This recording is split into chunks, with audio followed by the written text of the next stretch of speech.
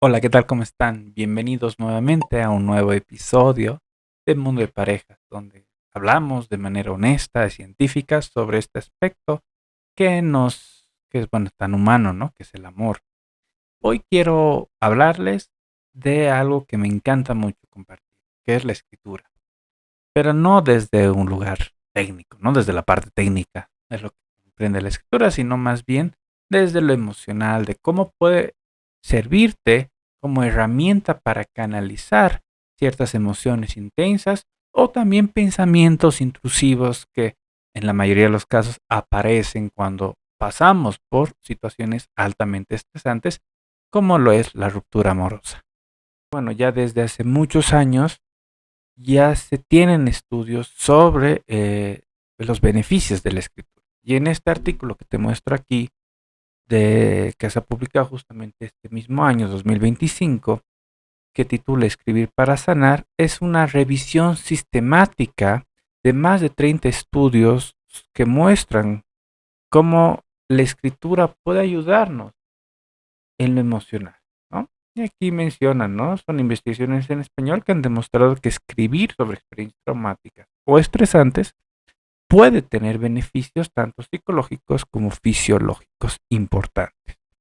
Vale aclarar, si no conoces lo que es la escritura expresiva, que es lo que estas investigaciones exploran, aquí menciona que la escritura expresiva o escritura para sanar hace referencia al acto de escribir sobre experiencias emocionales profundas, estresantes o traumáticas con el fin de obtener alivio emocional y mejoría en el bienestar psicológico.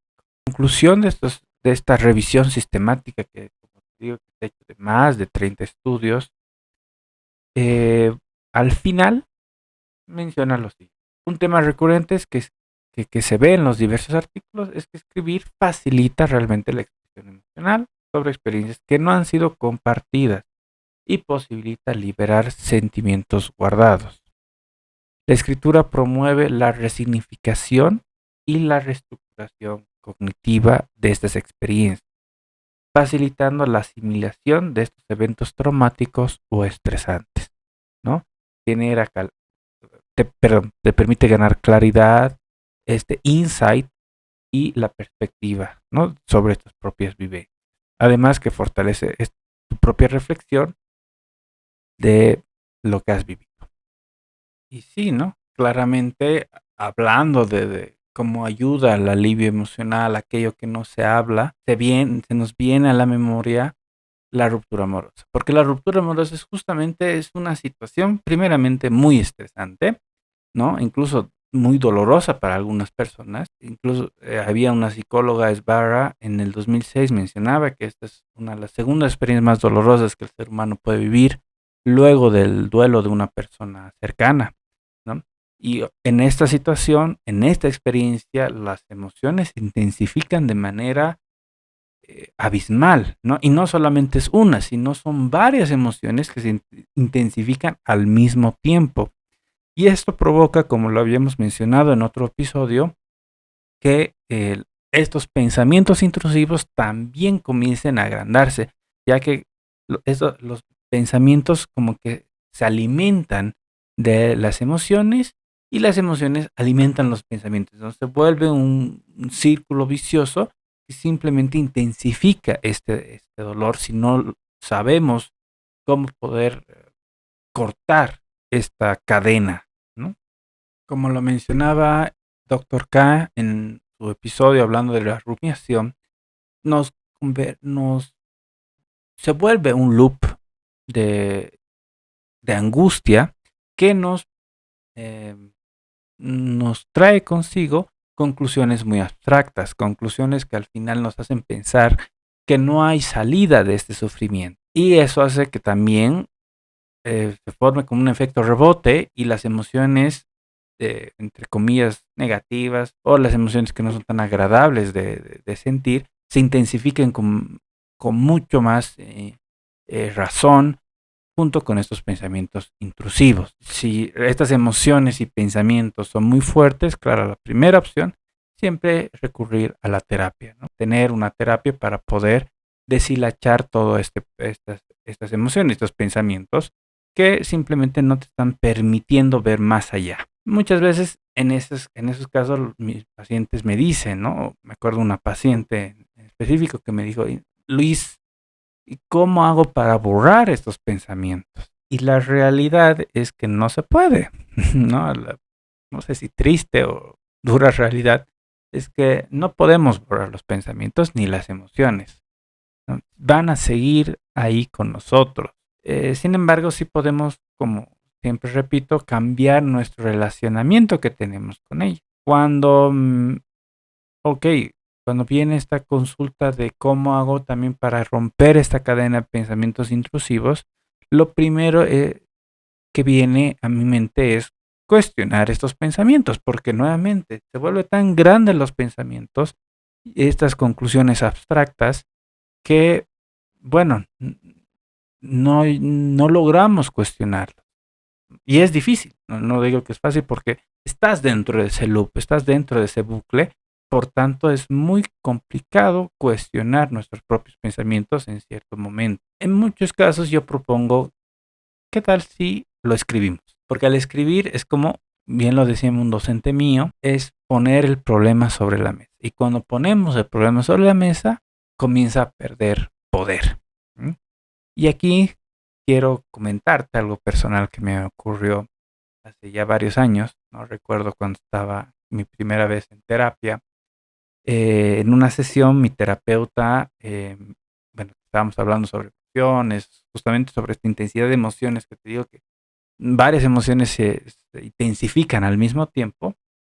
Y claro, en ese momento sentí que me estaban sobrepasando y me controlaban a mí. Y yo no sentía que estaba eh, viendo más allá o tenía ese sentido de tener control sobre mi vida, ¿no? Y entonces en ese momento mi terapeuta me pidió me acuerdo un ejercicio. En ese sillón que estaba vacío, imagínate a tus emociones que hoy día te están atormentando, ¿no? En ese caso la rabia, la tristeza, porque estaba pasando por una ruptura amorosa. Me comenzó a cuestionar, ok, imagínate, ¿cómo son?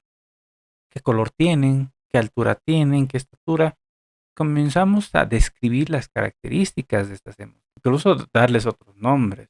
En ese momento me di cuenta que yo las estaba pues poniendo en un pedestal que eran muy grandes, claro, yo las veía, vamos a decir, simbólicamente más grandes que yo. Por tanto, claro, estaban fuera de mi control. Este breve ejercicio fue, vamos a decir, el inicio o bueno, el redescubrimiento de este hobby tan bonito, esta pasión más que todo, que es la escritura.